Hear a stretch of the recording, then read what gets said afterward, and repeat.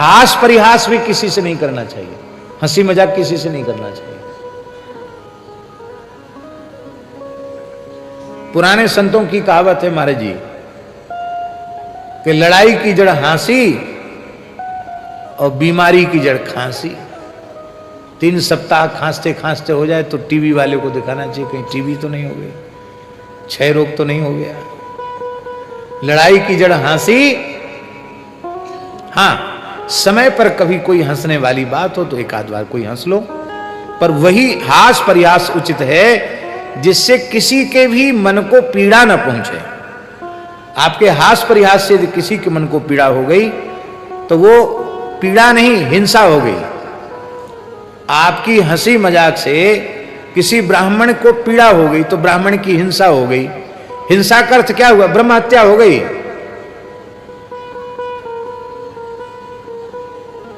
कितना बड़ी पाप है ब्रह्म हत्या का। कर्म की गति बहुत गहन है, गहना कर्मणो गति, इसलिए बहुत विचार करके व्यवहार करना चाहिए।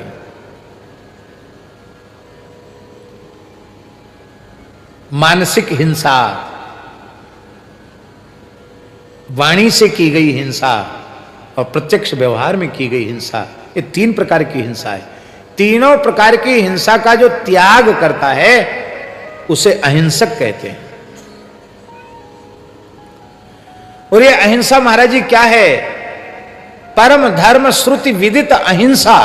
गोस्वामी जी कहते वेद इसका घोष कर रहे हैं, सबसे बड़ा धर्म है अहिंसा। अहिंसा परमो धर्मा।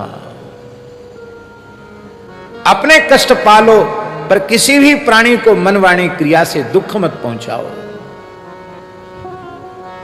इसको आपने दुख पहुंचा, उसकी हिंसा होगी, उसकी हत्या का पाप आपको लग गया। पर हमारी समझ में नहीं आता।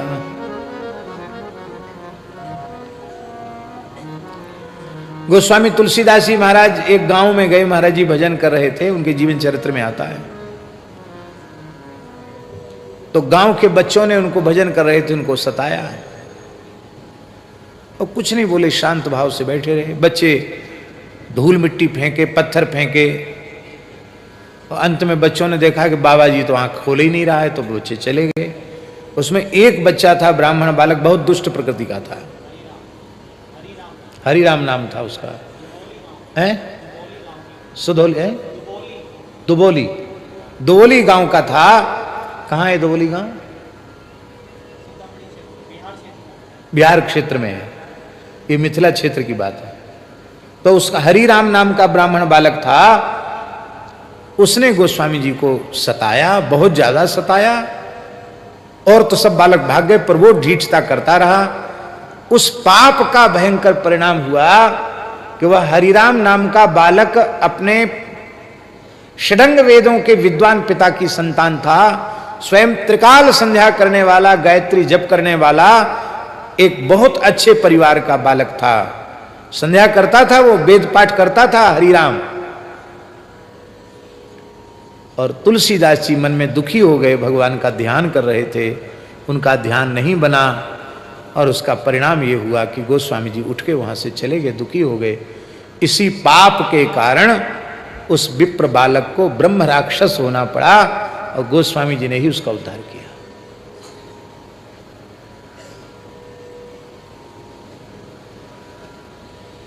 उसको ब्रह्म हत्या, साधु हत्या का पाप लग गया, क्योंकि उसके दुर्व्यवहार से तुलसीदास जी दुखी हो गए।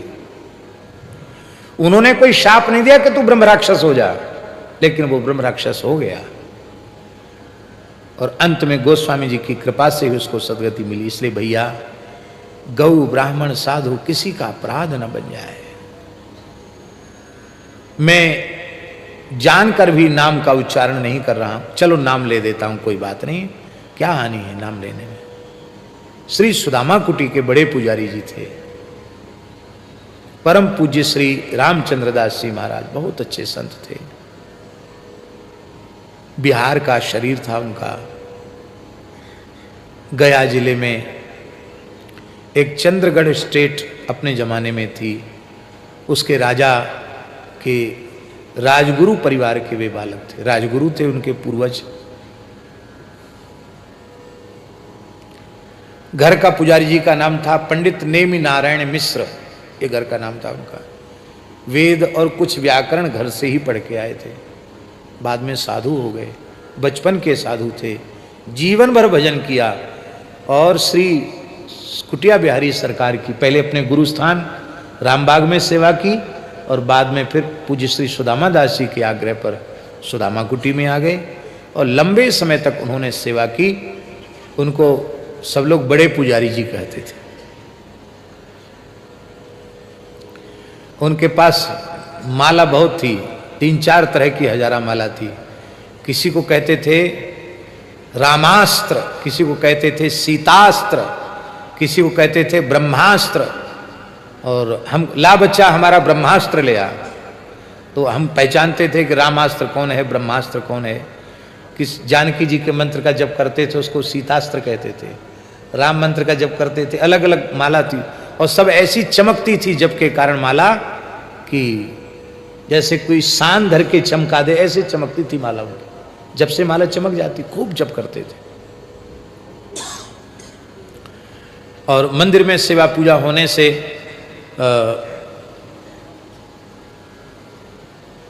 सवेरे तो एक बार संध्योपासन वो कर लेते थे, पर त्रिकाल संध्या जब मंदिर से दोपहर में आते थे तो प्रातः मध्याह्न और सायंकाल तीनों संध्या और 3 माला गायत्री एक साथ बैठकर कर लेते थे।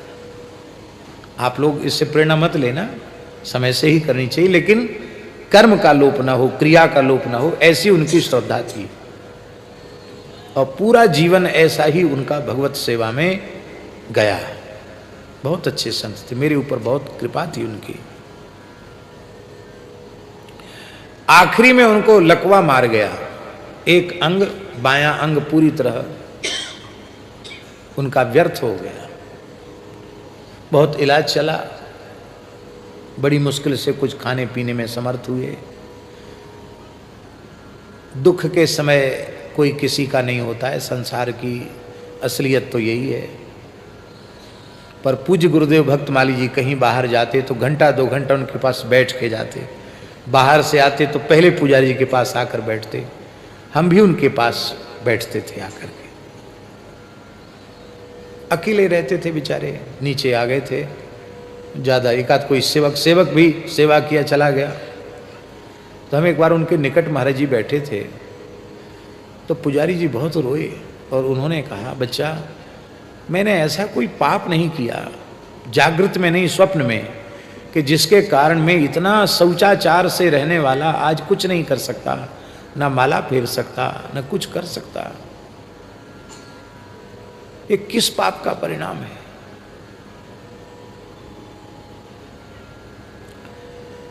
मुझे तो स्मरण नहीं है, बचपन में गुरुकुल में पढ़ते थे, बाद में यहाँ साधु बन गए, कोई ऐसा काम हमसे बना नहीं। पर अब मेरी समझ में आया है कि एक साधु को क्रोध में आकर हमने अपनी युवावस्था में इसी लात से और इसी हाथ से उस पर प्रहार किया था, उसका दंड रघुनाथ जी ने मुझे दिया है। इसलिए रो करके कहा, पंडित जी कैसी भी स्थिति हो जाए, किसी साधु ब्राह्मण पर, गाय पर कभी हाथ नहीं उठाना।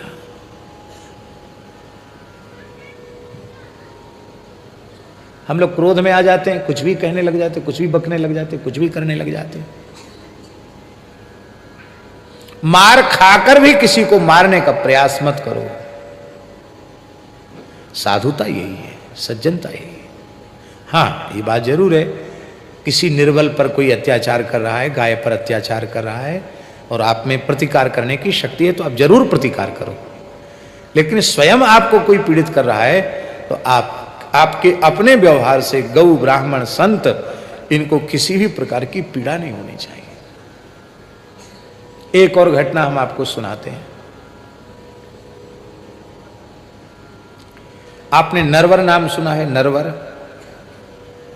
गंगा जी के किनारे नरवर सांग वेद विद्यालय, जिसमें एक महापुरुष थे। हमने उनका दर्शन तो नहीं किया पर नाम अपने गुरुजनों से सुना है। पूज्य ब्रह्मचारी श्री जीवन दत्त जी, श्री जीवन दत्त ब्रह्मचारी जी महाराज। पूज्यपाद स्वामी करपात्री जी महाराज भी उनके चरणों में रहकर उन्होंने अध्ययन किया था। गायत्री के महाराज जी परमोपासक थे। हमने ऐसा सुना है उनके संबंध में, श्री जीवनदत्त ब्रह्मचारी जी के संबंध में, कि 12 वर्ष तक तो मौन रहकर बिल्व वृक्ष के नीचे बैठकर गायत्री ही जपते रह गए। बिल्व पत्र खाते थे और गाय का थोड़ा दूध ले लेते थे, बस 12 वर्ष तक मौन होकर गायत्री का जप किया। गायत्री के सिद्ध उपासक थे, अच्छे महापुरुष थे। उनके विद्यालय के एक प्रधानाचार्य थे। उनके संबंध में पूज्य श्री मास्टर बाबा ने कुछ बताया था हमको, वो हम निवेदन कर रहे हैं। पूज्य पंडित जी महाराज भी वहां कभी गए थे। पंडित जी, श्री पंडित जी महाराज, गिरिराज वाले पंडित जी महाराज, वो महाराज जी गुरु जी बड़े अद्भुत थे पढ़ाने में। न्याय, व्याकरण, ज्योतिष, वेद सब पढ़ाते थे, दिन भर पढ़ाते थे। और पढ़ाते ही नहीं थे, हर्षित सुनो, बटुक ब्रह्मचारी कोई इधर उधर करता था तो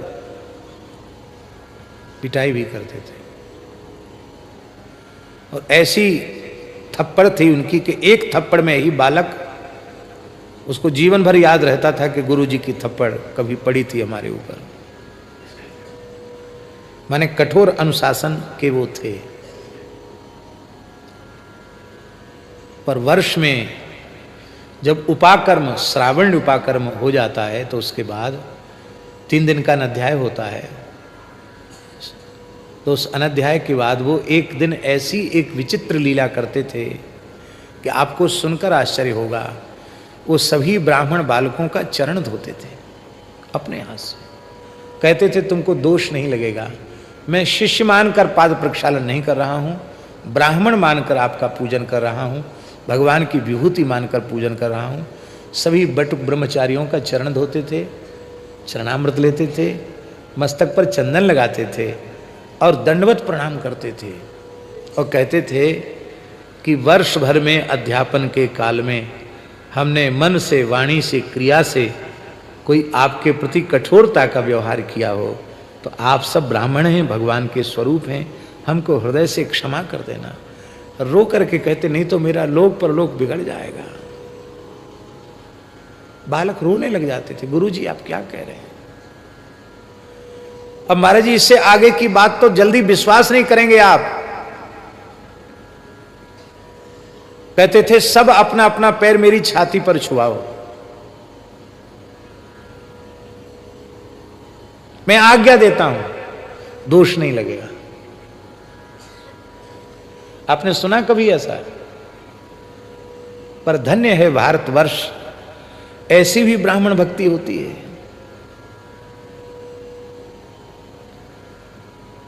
किसी भी प्राणी के प्रति अपराध न बने, पर ब्राह्मण के प्रति, गाय के प्रति, संत के प्रति भूल कर भी कभी कोई अपराध न बने।